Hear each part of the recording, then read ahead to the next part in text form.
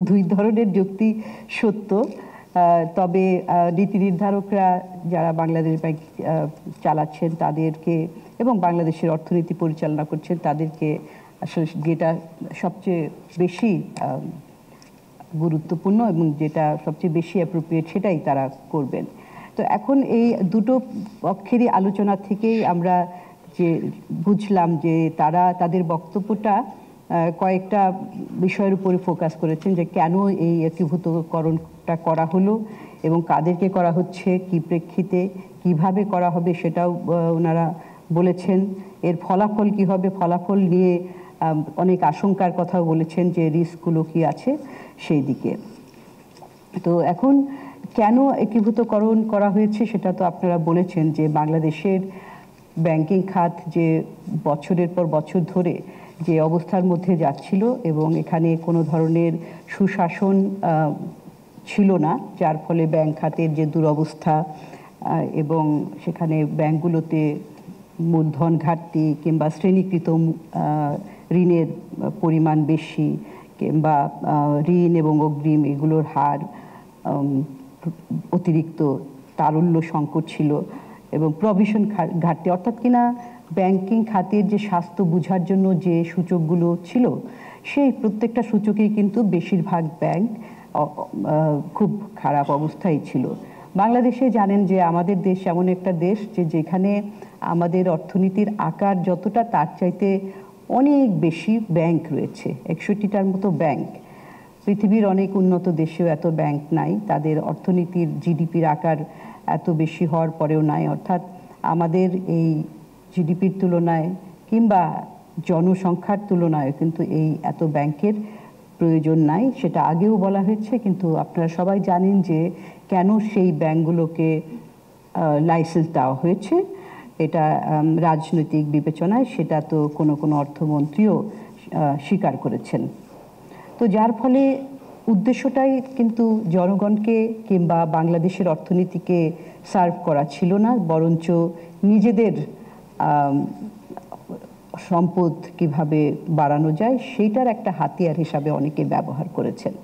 এবং যেহেতু সেখানে তদারকি, পরিবীক্ষণ, পর্যালোচনা, তারপরে খুব মনিটরিং শক্ত এরকমভাবে ছিল না, এবং যেহেতু যে আইনগুলো ছিল সেই আইনগুলোতে এগুলোর বাস্তবায়নও হয়নি এবং তার মধ্যে ফাঁক ফোকর দিয়ে সেগুলোকে পাশ কাটিয়ে চলে যাওয়া হয়েছে, যার জন্য কিন্তু এই ব্যাংক খাতের এই দুরবস্থা। স্বাস্থ্যকর অল টাইম ফ্যামিলি কেক, সব সময় অল টাইম হেলদি লাইফ। এবং আপনারা দেখেছেন যে কিভাবে আমরা যেটা বলি যে মন্দ ঋণের পরিমাণ সেটা কিভাবে বেড়েছে, বাড়তে বাড়তে সেটা একটা 10% উপরে এবং সেটা 15 থেকে 20% এসে পৌঁছেছে। কিন্তু এই অবস্থায় যখন নতুন গভর্নর বাংলাদেশ ব্যাংকে আসলেন এবং এই অন্তর্বর্তীকালীন সরকারের সময়ে, তখন এসেই ব্যাংক খাতটাকে এই দুরবস্থা থেকে বাঁচানোর জন্য ইমিডিয়েটলি কিছু উদ্যোগ নেওয়া হয়েছে। সেগুলো আপনারা জানেন যে প্রথমেই যেই দুর্বল ব্যাংকগুলো সেগুলোর পরিচালনা পরিষদ ভেঙে দিয়ে পুনর্গঠন করা হয়েছে। এবং আরেকটা উদ্যোগ যে আসলে এই যে স্বাস্থ্যটা, আমরা বলছি যে ঋণ খেলাপির পরিমাণ 20%, 15% ইত্যাদি, কিন্তু আসল চেহারাটা কি?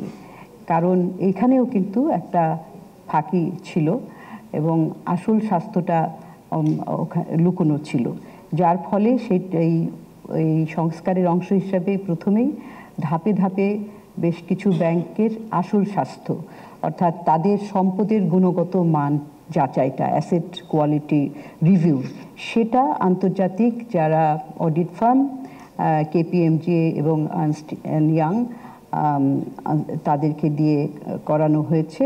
প্রথম ধাপে 6টি এবং পরবর্তীতে আরও ধাপে ধাপে করা হবে। এখন এই যে আপনারাও বলেছেন যে এই যে ব্যাংকগুলোর, এখানে ফার্স্ট সিকিউরিটি ইসলামী ব্যাংক, গ্লোবাল ইসলামী bank, union bank PLC, Exim bank PLC, তারপরে সোশ্যাল ইসলামী bank PLC, ICB Islamic bank, এদের যে স্বাস্থ্যটা সবাই বলেছেন যে এত খারাপ অবস্থা, সেই অ্যাসেসমেন্টের পরে আমরা দেখতে পাচ্ছি যে কোনো কোনো ব্যাংকের যে যা আছে মূলধন পুরোটাই, যে ঋণটা দেওয়া হচ্ছে পুরোটাই আসলে খেলাপি। তো সেইখানে এই ফর এক্সাম্পল এই ফার্স্ট সিকিউরিটি ইসলামী ব্যাংক 99.5%, অর্থাৎ যা দিয়েছেন লোন পুরোটাই আসলে খেলাপি, এবং প্রত্যেকেরই 95%, 98%, 90, 67, 48 এরকম। অর্থাৎ এইরকম একটা যখন অবস্থা থাকে তখন এই ব্যাংকগুলো তো আসলে সম্পূর্ণ মৃত অবস্থায় ছিল। তো সেইটাকে বাঁচানোর জন্য আসলে এখন কেন্দ্রীয় ব্যাংক যেটা করেছে, তারা একীভূতকরণের উদ্যোগ নিয়েছে।